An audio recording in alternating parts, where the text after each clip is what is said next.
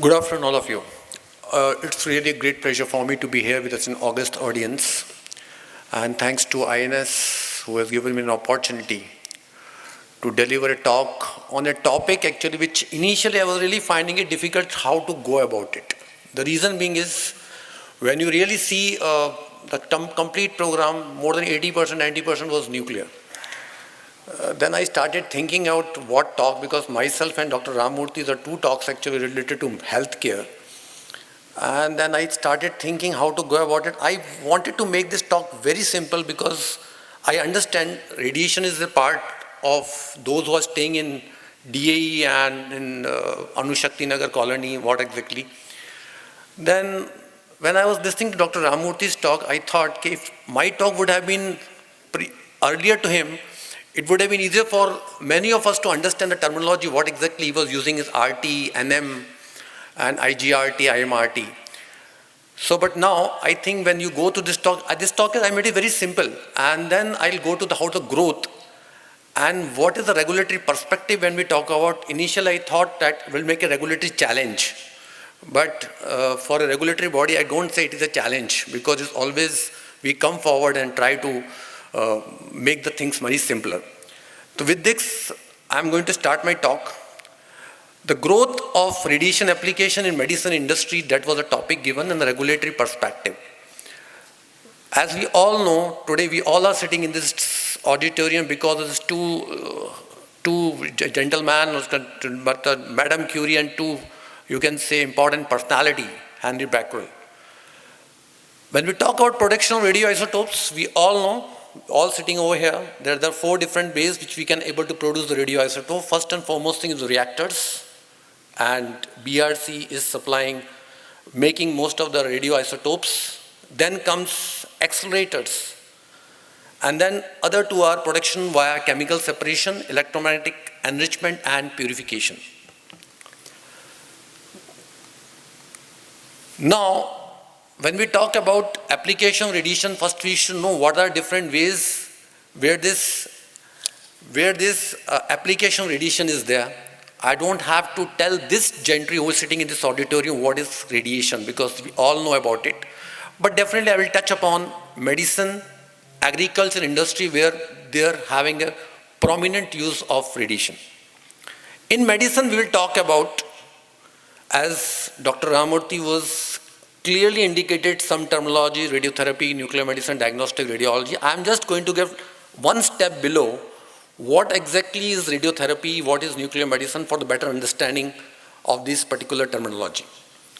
We all know radiation is being used for treatment of cancer. Radiation can give cancer. Radiation is being used for treatment of cancer.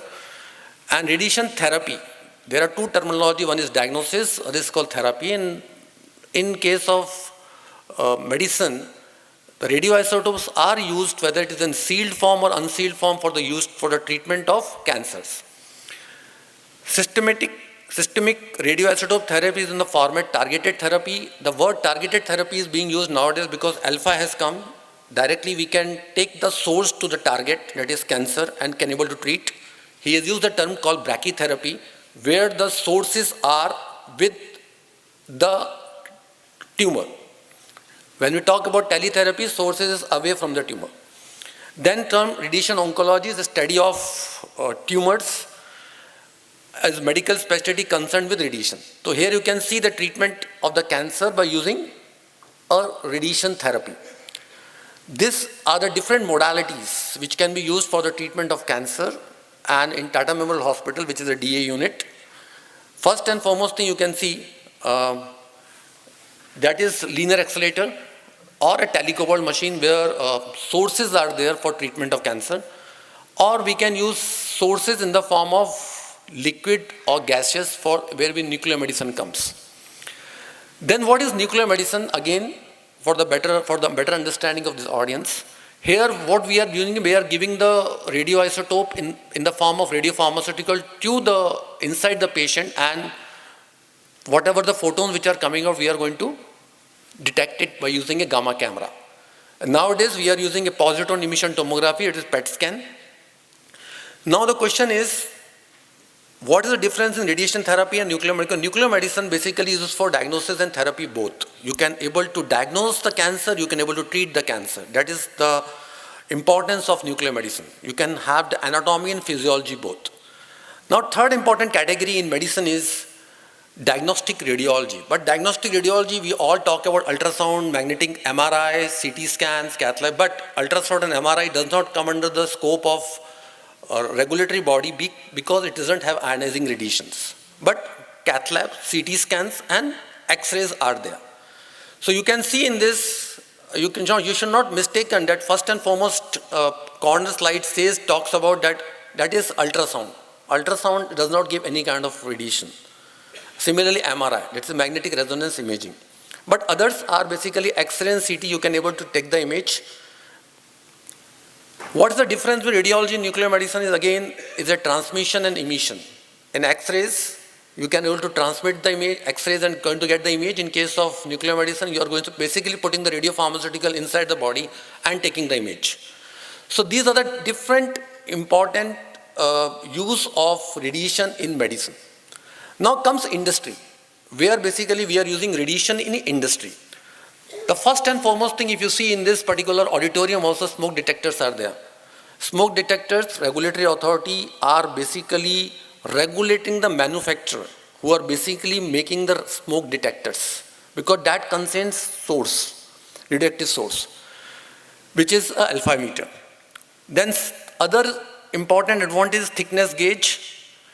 Why I am talking about these things is because in the last few slides I am going to touch upon where we face a challenge when any new technology comes. Thickness gauge is basically used in case of to measure whether the thickness of the paper is proper or not.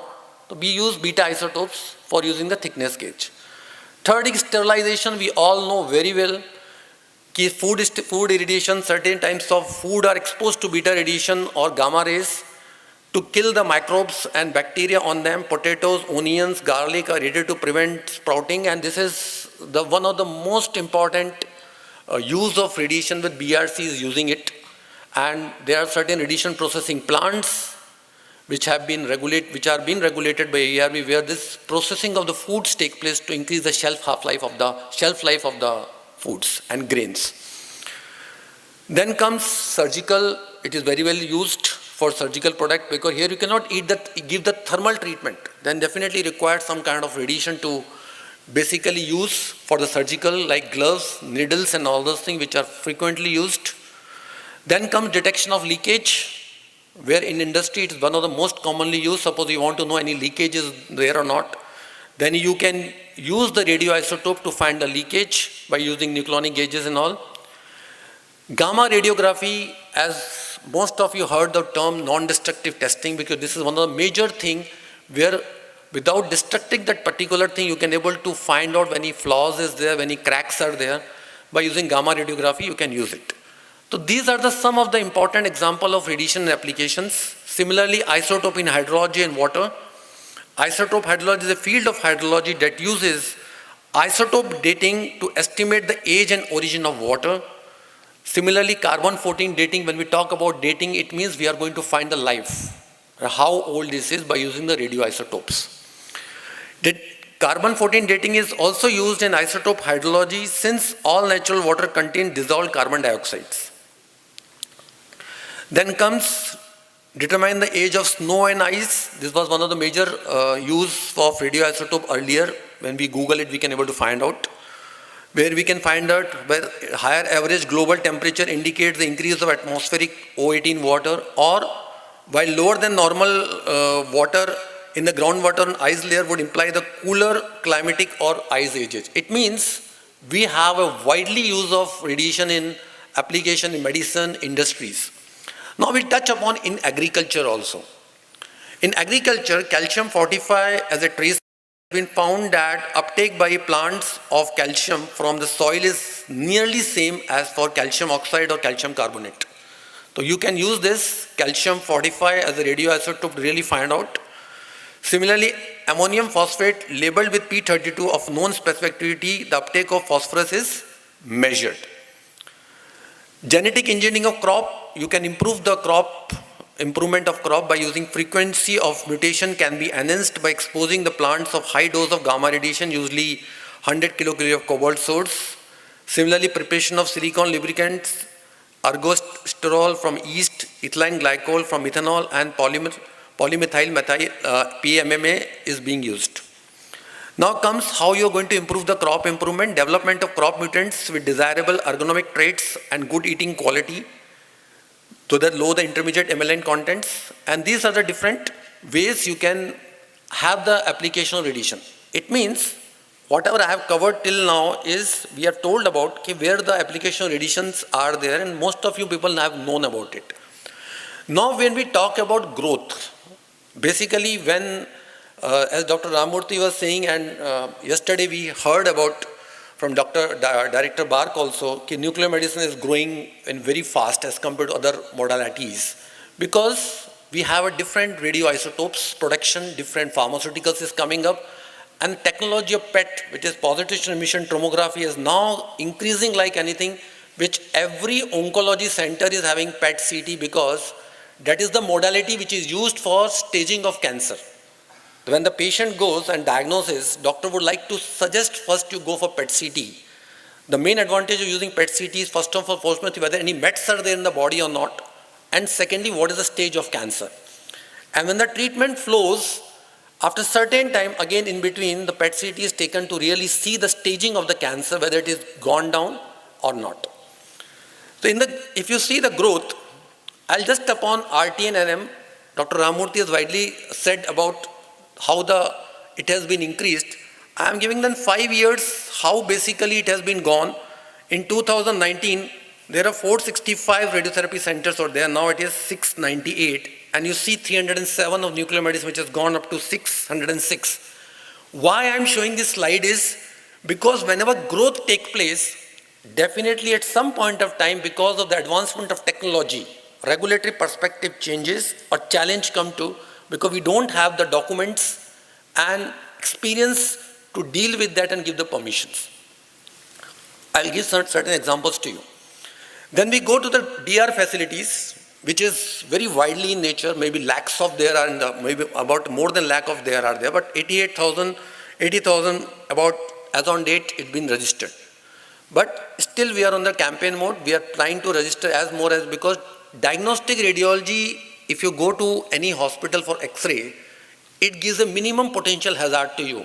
But when you go to CT scan, when it is even go cath lab for angioplasty, they use cath lab. Cath lab means CT scans, the C-arm is being used. Similarly, any cancer for treatment of liver cirrhosis and all those things, interventional radiologists use these machines.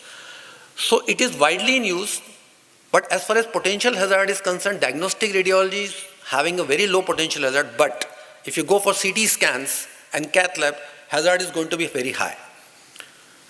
Now when we talk about industry, nucleonic gauges and consumer products, again, if you see there is an increase, but in last 5 years, nucleonic gauges has gone to 1321,186, whereas consumer products and scanning facilities, there are some scanning facilities are coming up, which I have seen in the airports, and there are certain scanners, human scanners are coming up, which is not used for imaging purpose, but for non-imaging purposes. That I will touch upon it. Then comes industrial radiography and GICs, gamma irradiation chamber. GIC, you know well, for blood irradiation, it is being used in hospitals and for different product irradiation. And industrial radiography, non-destructive testings, gamma radiograph cameras are there, where they used for finding the flaws or cracks in the joints. Now, what is the regulatory perspective? When we have seen the application of radiation, when we have seen the growth, definitely it comes a challenge at certain point of time. I'll just touch upon few examples for the benefit of you. First and foremost thing, this is the proton therapy. Proton therapy is one of the machine which first when we came in India, and which when the application came to us, how the perspective, how to deal about it, what the challenges we faced, because we were not having any documents to deal directly proton therapy, though it is related to accelerator, but it's a high energy accelerator. And regulatory authority when started searching for any kind of document, even IAEA was not having these documents. Then, but when the application comes to us, it becomes a challenge how to deal and how to give the permissions.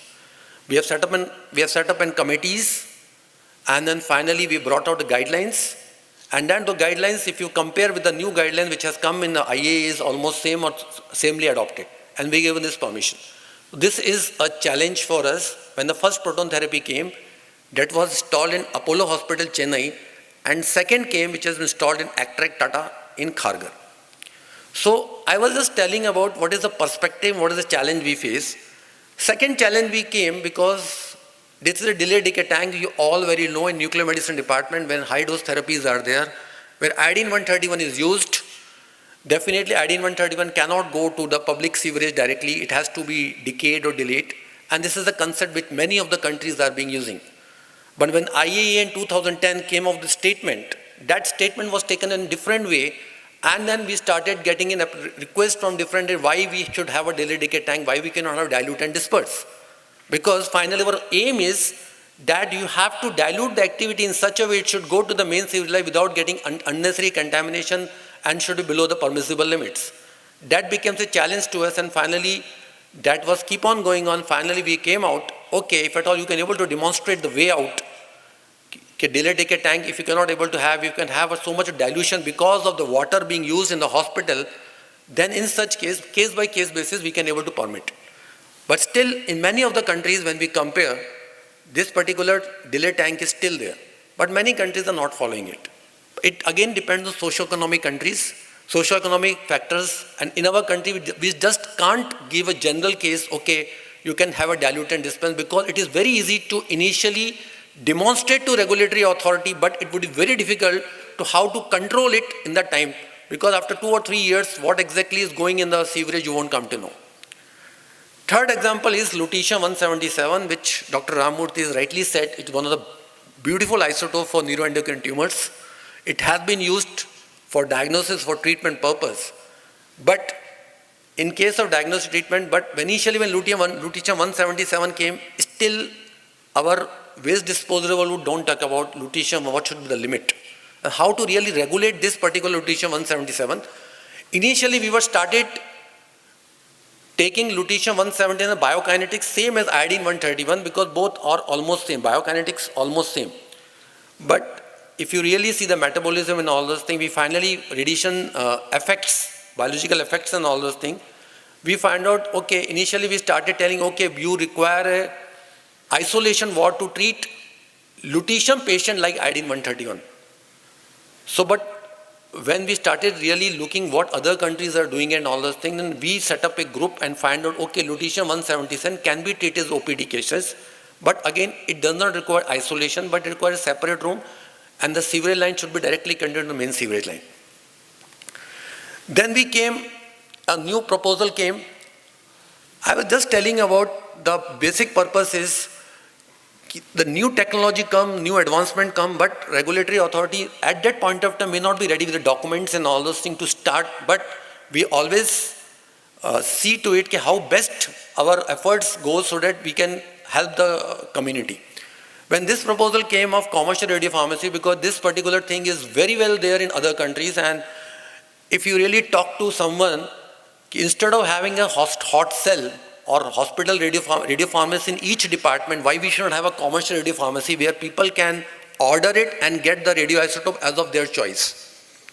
That would looks to be very, very simple, but when we really look at radiation safety and take in socio-economic condition of a country, are we just give the permission like this? No. We have to really see what is the impact on the society, how we really go about it.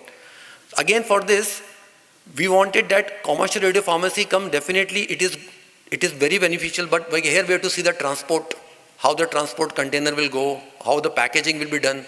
If anything goes wrong, who will be responsible, licensee, licensor. So we are working on this particular project.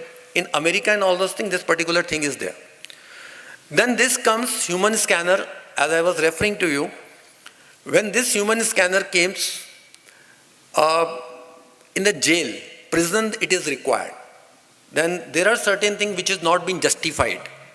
But how the justification to be taken into account, which is the ministry involved, who will give this, and finally home ministry it has to give and all. When the jail authorities comes to us and find out human scanner is to be installed, Definitely they give security and all those things reason. But now similar queries are started coming in hotel industries, like jewelry shops, hotel industries, we want to do. Are we have a same guidelines? No, it would not be possible. Again, this again case by case basis we are taking care of where is security and who will give justification for which government is going to justify this practice justify.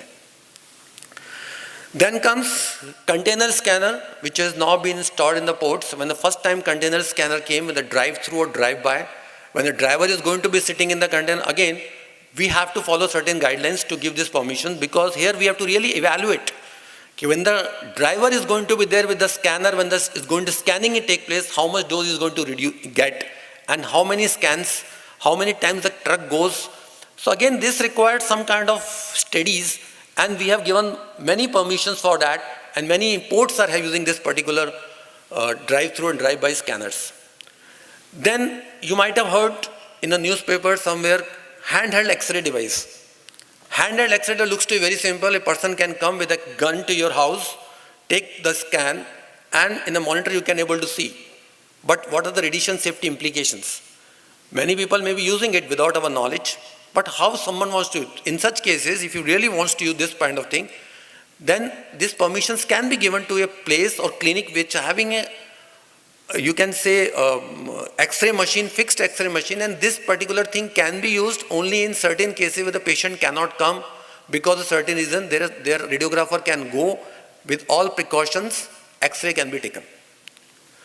Then when the first Betatron came, 10 MeV, it is again one of the machine which is used for non-destructive testing by using electrons, high energy electron, which gives, and again, we were not having any documents, but we gave the permission by taking into making the task force, by task groups and all. So this is the perspective. We always want to help, and what the challenges we face, having the ready-made documents available with us to give the permission as we are giving it for other kind of modalities. Now, looks to be very simple. ZAP X-rays, you might have heard the term linear accelerator. Linear accelerator is being used for the treatment of cancer when the patient is going to be lied on the machine. Many hospitals having linear accelerator, Tata and many hospitals doing accelerator. But this is a type of accelerator in which is closed, and the patient goes inside, which is used for surgery of the brain, where directly a cobalt-60 beam is going to be imparted, and you can able to get in few minutes, you can able to get the treatment. If this type of scenarios comes to us, then it looks at how to give this permission, because this is a compact which is self-shielded itself. But again, we have to talk about whether the operator is going to be next to that, if any mistaken that the patient is going to be trapped, what is the radiation safety, shielding and all those things. So this again a new technology which came and has been installed first time in Apollo Hospital. So what I would like to say, when we talk about growth, we also have to look into it, the socio-economic factors, what are the documents, guidelines available with us, how it is best being served in other countries. So because though they may be good for early diagnosis, the quality of the product will improve in case of industry, like if you do crop irradiation and all. The need of the people will be provided, like in X-rays, small X-rays, where it can go to your home and can get the X-rays. More food supply, because if at all, you can able to irradiate the crops and grains, spices. The health of the labor force is assured. With this, I am thankful to audience for a patient hearing. Thank you very much.